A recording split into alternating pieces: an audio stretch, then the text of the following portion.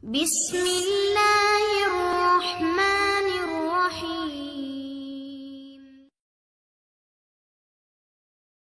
Assalamualaikum warahmatullahi wabarakatuh. Sahabat Hasanah Islam yang diberkati oleh Allah Subhanahu wa Ta'ala. Selamat datang kembali di channel yang selalu membawa kisah-kisah penuh inspiratif dan penuh hikmah. Sehat walafiat dan diberikan rezeki berlimpah. Amin. Semoga yang menonton video ini diberikan hidayah dan hikmah oleh Allah Subhanahu wa Ta'ala. Bermacam manusia 5 dalam hal salat. Saya minta Bapak Ibu perhatiannya. Kira-kira kita di antara yang mana dalam 5 golongan dalam hal salat? Yang pertama, orang salat tapi disiksa oleh Allah.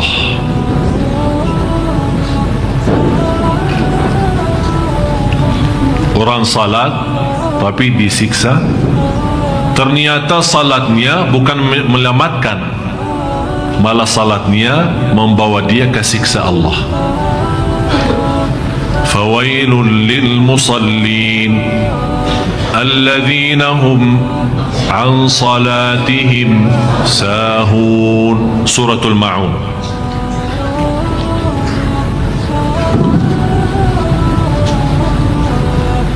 Surah 107 ayat 4 sama 5. Saya begitu membaca ayat ini, sebenarnya saya bersyukur walaupun ada rasa takut. Bersyukur kenapa? Karena di sini Allah sebutkan alladzina hum an salatihim sahun, bukan fi salatihim sahun. Iman beda jauh. Kalau Allah bawakan fi, fawailul lil musallin alladzina hum fi salatihim sahun, berarti kita semua termasuk saya masuk dalam ancaman ini. Maksudnya apa fi? Alladzina hum fi salatihim sahun, yang lalai dalam salat akan disiksa oleh Allah. Pertanyaan saya, kita lalai dalam salat enggak?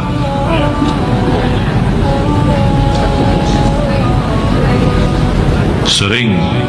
Ini ibu-ibu bilang sering. Tapi alhamdulillah Allah tidak bawakan fi, karena Allah tahu manusia.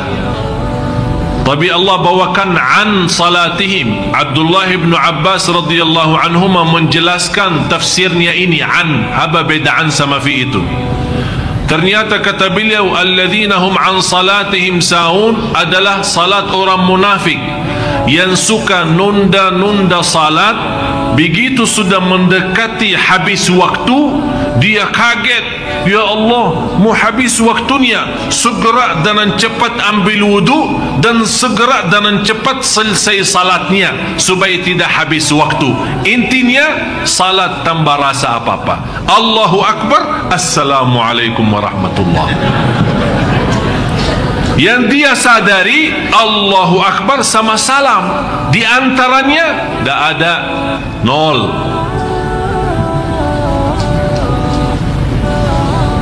Dan banyak yang seperti ini. Saya lihat banyak masuk ke masjid hampir jam 6, berarti sebentar lagi maghrib ya. Ternyata dia belum asar. Begitu dia masuk ke masjid, saya perhatiin, saya fikir pertama baik sangka, harus baik sangka. Begitu dia salat, saya sambil pandangan saya, ini salat apaan ini? Jangan-jangan lagi olahraga tapi salah tempat. Begitu dia salat, Allahu Akbar, belum lama ya, belum lama sudah rukuk, sudah sujud. Begitu dia mau tahiyat pertama, saya fikir tahiyatul masjid, dia bangun lagi salat 2 rakaat. Jadi teruskan 4 baru salam. Tidak lebih dari 2 minit. 4 rakaat. Habis itu dia angkat tangan. Dan saya begitu dekatin, saya tegur beliau, maaf, enti berdoa apa? Ya Allah, terimalah salat ana.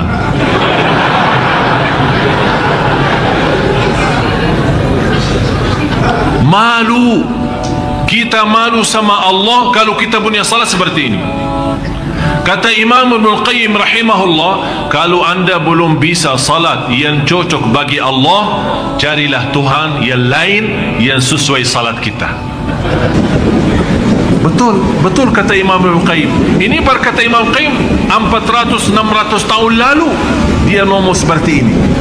Kalau anda belum bisa fantas salat yang fantas, yang cocok bagi Allah, cobalah cari Tuhan lain yang cocok dengan salatnya. Ya, kita salat sekarang tidak sesuai untuk Allah ini. Ini bukan untuk Allah. Itu yang dinamakan oleh Rasulullah SAW, yang orang-orang yang bergerak dengan cepat untuk selesaikan salat karena takut habis waktu. Itulah kata Rasulullah, tilka salatul munafik. Begitulah salat orang munafik. Begitulah salat orang munafik. Begitulah salat orang munafik. Na'udzubillah. Subhanallah Bapak Ibu, saya mendapatkan pelajaran, kalau kita salat tepat waktu bersama imam, jemaah di masjid, tenang. Saya pernah terjumus di jalan perjalanan, kemudian mepet pas asar, kemudian ada ceramah di satu tempat. Saya punya fikiran, udahlah kesana aja sekalian, nanti salat di sana. Dalam perjalanan, demi Allah Bapak Ibu tak tenang, sampai ke tempat dan salat habis. Saya selesai, memang sudah maghrib dekat, tapi begitu saya salat, saya sadar saya tidak salat. Baru sadar saya tidak salat, dan saya minta maaf, ya Allah, inilah salat saya seperti ini. Saya tidak pantas menjadi hamba-Mu, ya Allah, kalau memang salat kita seperti ini. Tapi ternyata salat tepat waktu di masjid berjamaah, subhanallah, kita sepertinya mengangkat gunung yang besar di atas kepala kita. Sudah mendapatkan ketenangan yang luar biasa dan menyelesaikan kewajiban kita terhadap Allah. Baru kita pantas berkata, ya Allah, terimalah doa dan salat kami. Sudah jelas yang pertama, orang salat tapi disiksa. Apa artinya fawailu lil musallin? Artinya kalau di dalam bahasa Indonesia artinya celaka bagi orang salat. Dalam bahasa Arab, wail satu kampung di dalam neraka. Istilah lain satu desa. Tahu desa? Satu kecamatan, ya, di dalam api neraka sendiri. Kepala kampungnya ada juga. Di sana ada kepala kampung, kepala desa, Fir'aun. Wakil kepala Haman. Ada juga orang yang terkenal di sana, Qarun. Ini mereka ditempatkan di sana. Tempat itu khususan VIP. Untuk siapa? Fawailun lil musallin alladzina hum an salatihim sahun.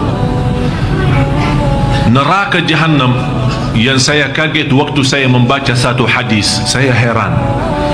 Neraka Jahannam sendiri berlindung kepada Allah dari ancaman wail sendiri. Padahal wail di mana? Di dalam neraka. Panasnya 7 kali lipat daripada api neraka sendiri. Ini ruang VIP. Ini bagi orang salat yang sahun, yang sebagaimana saya jelasin sifatnya. Bapak Ibu, bagaimana orang Muslim tapi tidak salat? Kalau orang yang salat tapi salatnya ya selalu tidak tepat waktu, suka gabungkan tanpa alasan, sebentar mau habis ini masuk ke ini, ketiduran salat subuhnya, tapi dia tetap jaga, ini sudah termasuk dalam ancaman ini. Bagaimana orang yang tidak salat sama sekali? Na'udzubillah. Yang kedua, orang salat tapi dihisab oleh Allah. Dia selamat dari ancaman fawailun lil musallin, tapi belum mantap salatnya, dihisab. Seperti apa? Siapa mereka? Mereka adalah orang-orang yang tidak sempurna wudunya, yang tidak menjaga rukun-rukunnya, yang tidak mempelajari wajib-wajibnya. Dia salat ikut-ikutan, dan di dalam salat kalau dia Allahu Akbar, hilang, tak tahu kemana. Sebentar di mall, sebentar di rumah, sebentar di Tanah Abang, sebentar naik busway, sebentar bayanan umroh, sebentar ingat masalah rumah tangga. Pokoknya kalau dia sudah Allah, sebelumnya dah ada, santai aja, belum takbir kan, begitu dia Allahu Akbar, wish, udah masuk, sepertinya dia lagi meeting dalam salat. Semua masalah dia mau selesaikan dalam salat.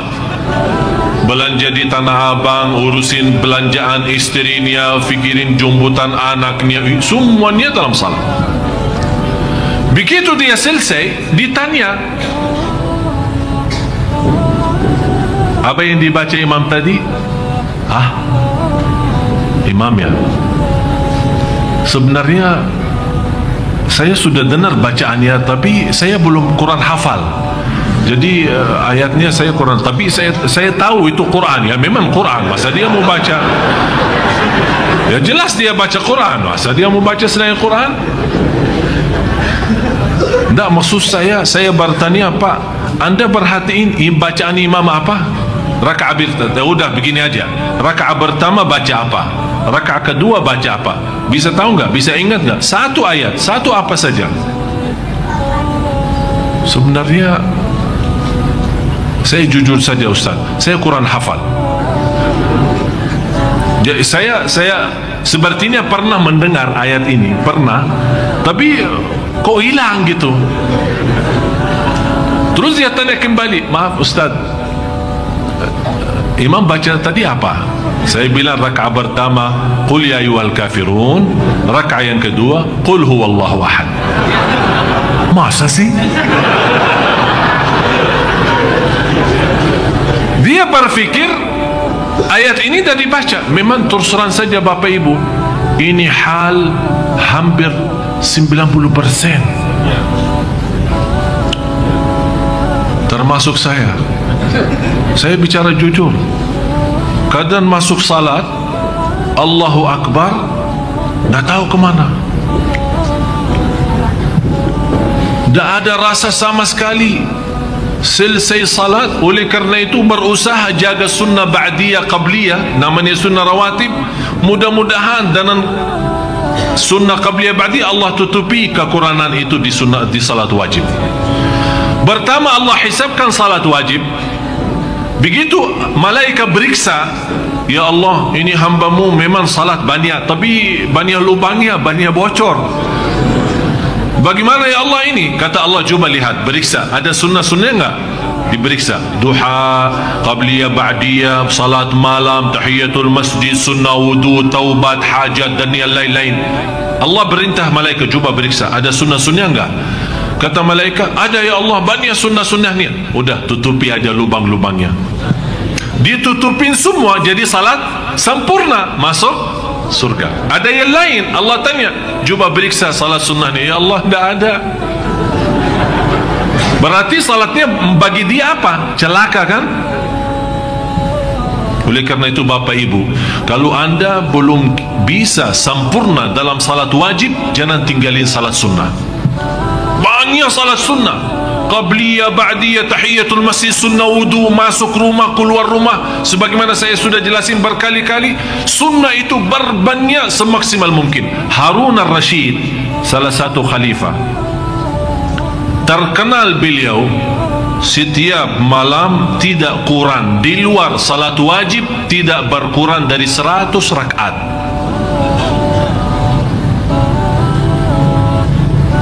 Di luar salat wajib tidak berkurang dari 100. Jadi jumlah salat sunnahnya semua hampir 100 rakaat. Jadi sayang sekali kalau Bapak Ibu hanya terhitung anda punya salat wajib saja. Sayang.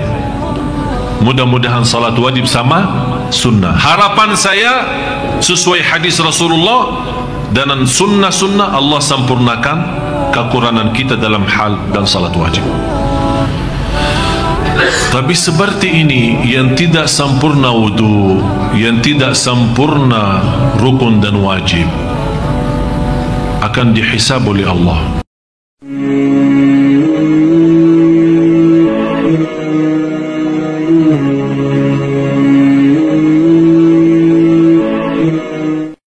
Semoga yang menonton video ini diberikan hidayah dan hikmah oleh Allah Subhanahu wa Ta'ala.